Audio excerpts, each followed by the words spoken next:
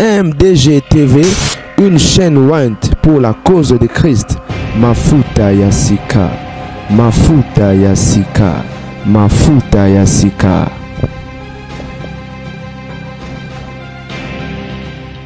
Boto bandi MDG TV mafuta sika. Zali nous la grande dame avec un grand chicane à 4 actualités bandeko babolingo.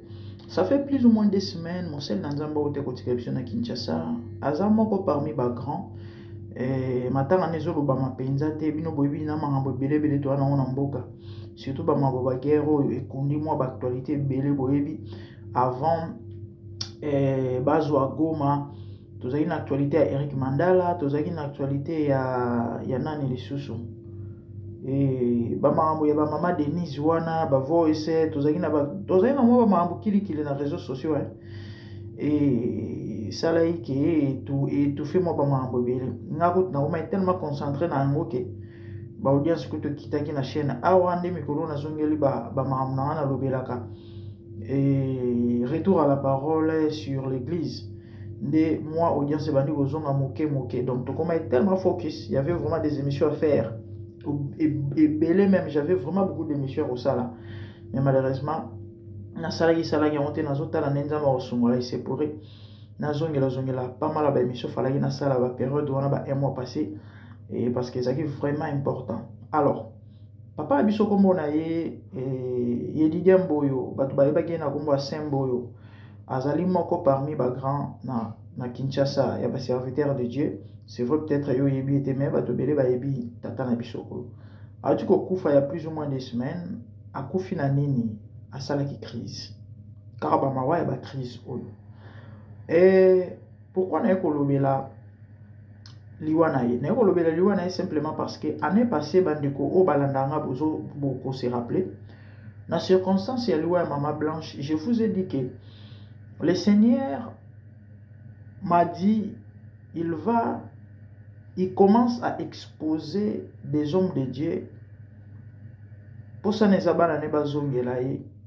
Mais il vous a suivi na bamawa moko vous a tragique et tout est bien passé bamambo belé à kito côté et les cas qui peuvent continuer pour ça les matope pour le canaba église na biso tout ça là qui ba émission belé auto yebisa yebino ki biloko aboye na église et ça normalité et Dieu est en train d'exposer.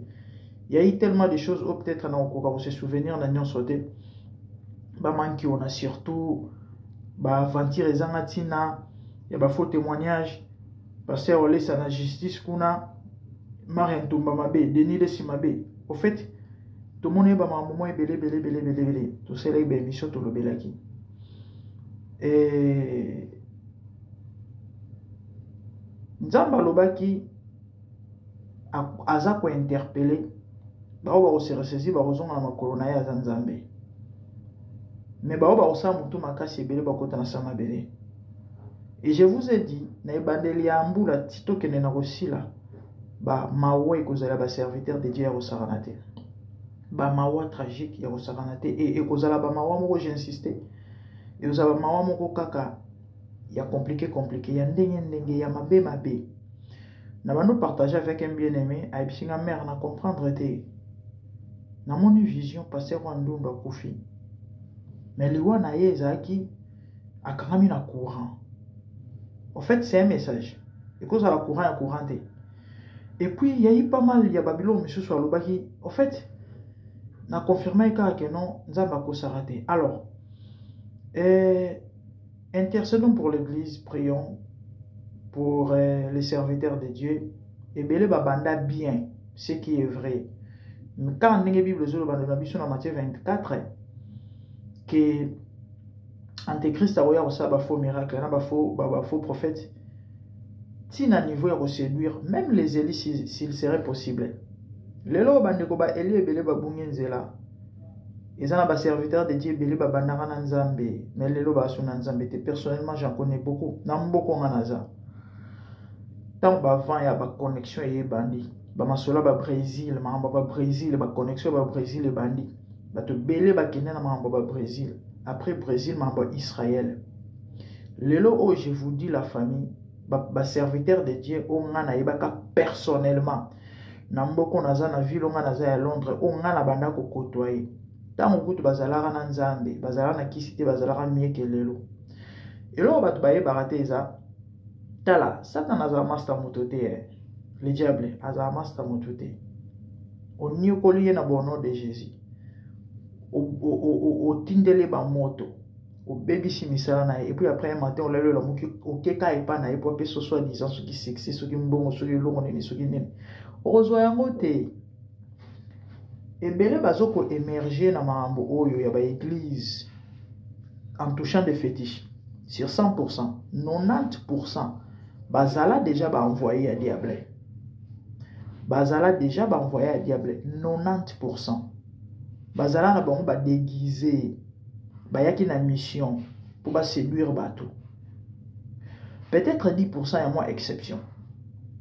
Car pour et puis na exception on peut. Ils ont pété que non, ben épanouissement moi danser, hein, humainement par là, hein. So non, non, non, non, non. Satan a fait ça à monter le côté. Satan a fait ça à monter le côté.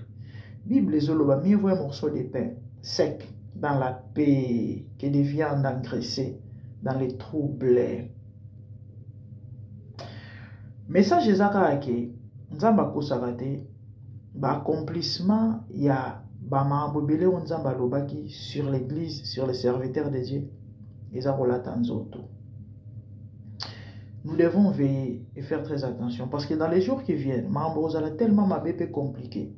Tina niveau que, bah comment au Canada église, le collab va bavir.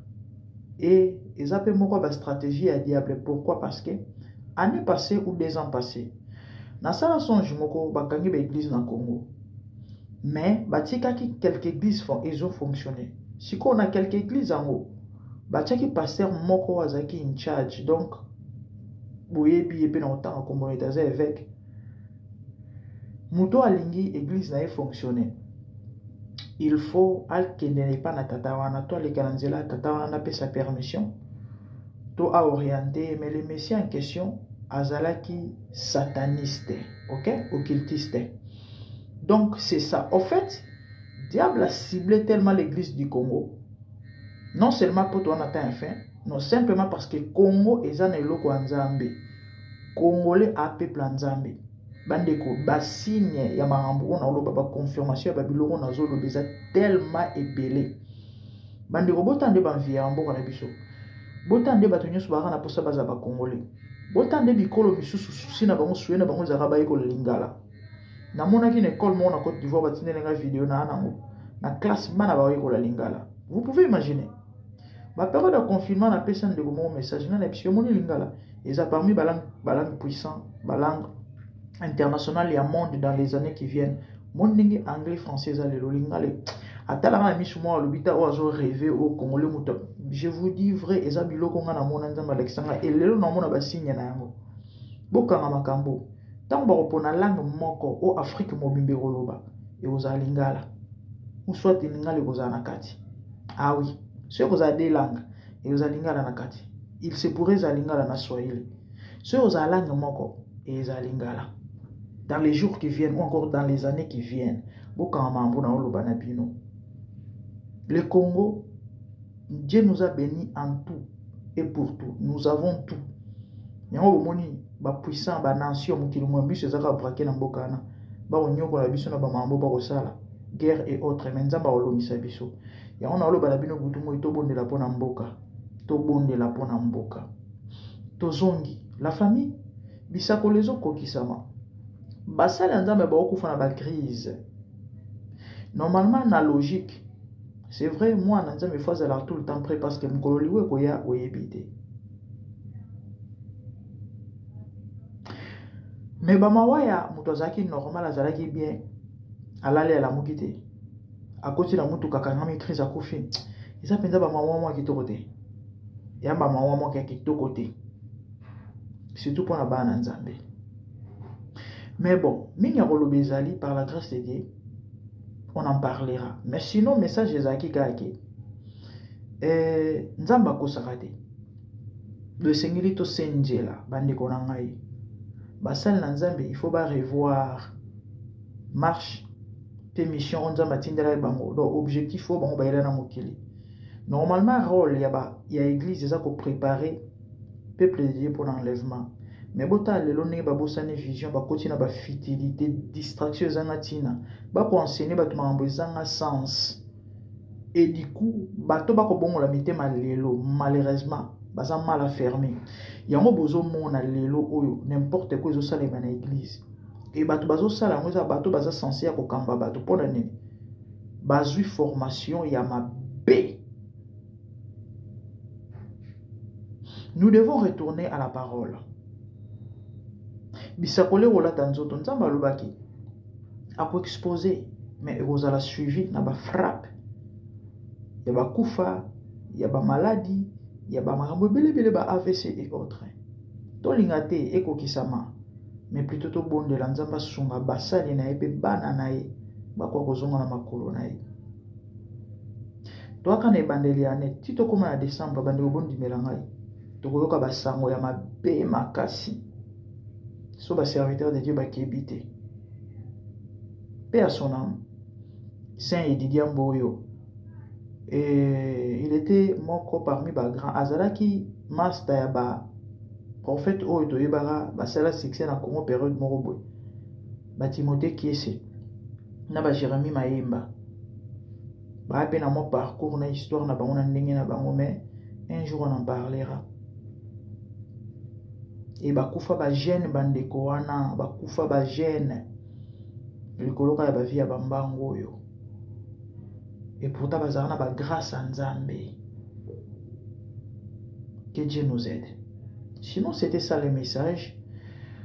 Partagez, likez surtout. Activez la cloche pour ne rien rater. Et moi c'est la grande dame, mais abonnez-vous massivement s'il vous plaît. Tout ça, on a pour la analyse, on a pour exhorter le peuple de Dieu, rien d'autre. Et tout ça, on a pour nous benga mabe na kombo na yango pi malamu na kombo na ondo, nous faisons la part des choses. Dieu nous a donné la mission de sauver les âmes. Et tout ça comme ça là Nzambe. C'est vrai, nous sommes à comprendre biso parce que ça a toujours été comme ça. Mais est-il que Jésus gagne toujours? Nzambe a justifiera toujours ba oyaye. Ya on a aussi un bandeko bo sambela ponanga parce que le diable ne sera jamais content. Na ba janaï. Et mais est-il que si Dieu pour nous, nul ne sera contre nous. Priez pour moi que Dieu me garde, qu'il me préserve, qu'il m'épargne, qu'il me protège. Enfin que na continue ko yako sala musala oyo bino bo se retrouvera bo sepela nango bino bolingara Nzambe bolingara pengai. Sinon Nzamba pambolelanga bino abatelelanga pe bino. Na kombo na Yesu. Tout le monde a une balassima de bonnes choses. Merci. Au revoir. Bye.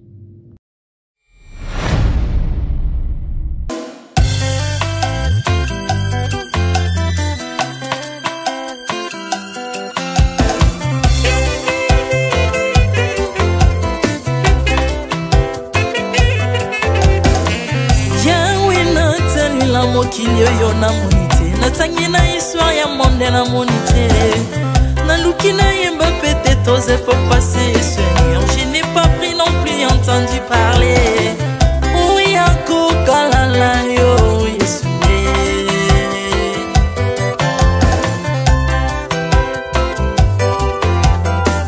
même na domaine ya sorcellerie nationale atana oyo ya international Papa yo kisangwa banzamba mokilo yo mokota kufa se kwa lokola yo Yesu Nanya voyage lokola yo Nanya wakoka nino ya wanzambe Uni masomo ya ekurusu konanga Okufa se kwa poyo zali nzambe Yesu Nzambe moneno kitanase Tanzoto poyo bikisanga Ukitana se pozwe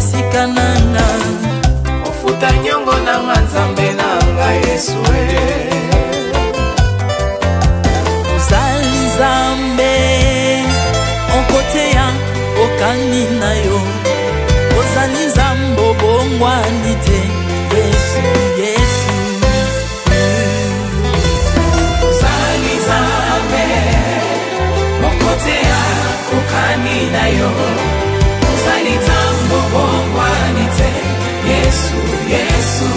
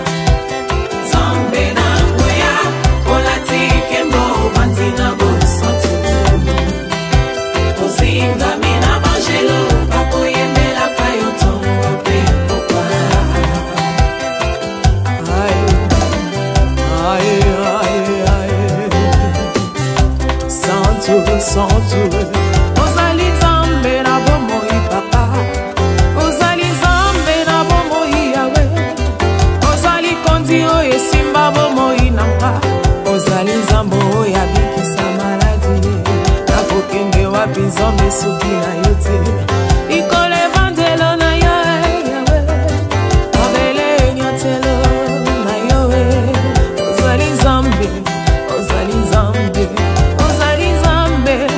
kote lokola yo Zambe na ngoya olatike mo vandina mo santu ozinga bina bangelo bakoyemela kayo tomo pe popa Ardemment tu m'as rendu intouchable Ardemment tu m'as rendu invincible Aliwana yo to kominela santu Lise kwa na yo to kominde balongi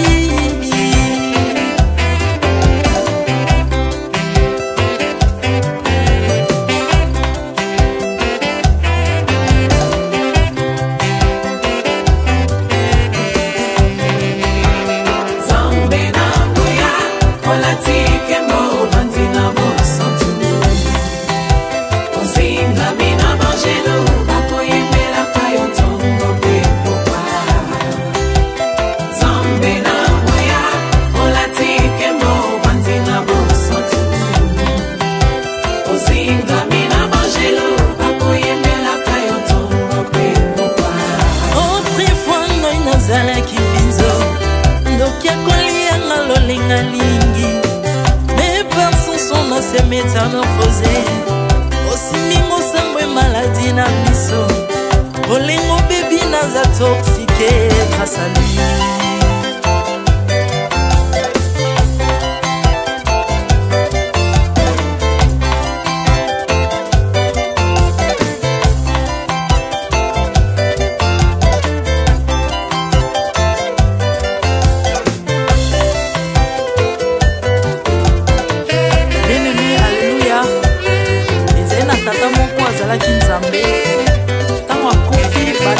balobi keno akosekwa konzamba bakristo basekwa alors ko bafacilite lisekwa na ye bakunda ye mutu libanda otanga kolamuka abimaki lingala moko mais comme nzambe na biso alinga kokambola gloire na moto te lobi nango na ntongo baya kokuta bangulu basepelisa mutu ya nzambe na bango yango bien aimé bato wana bakoma oyo biso dolera ngulu te oyo milimo mabe ekotaka na ngulu so bino bolera ngulu te po milimo mabe ekota na ngulu bomelaka mai te po milimo mabe ekotaka na mai yango tokumisa nzambe po akufa asekwa avandi na loboko ya tata mpona kointersele mpona nga na yo Jésus de Nazareth amen.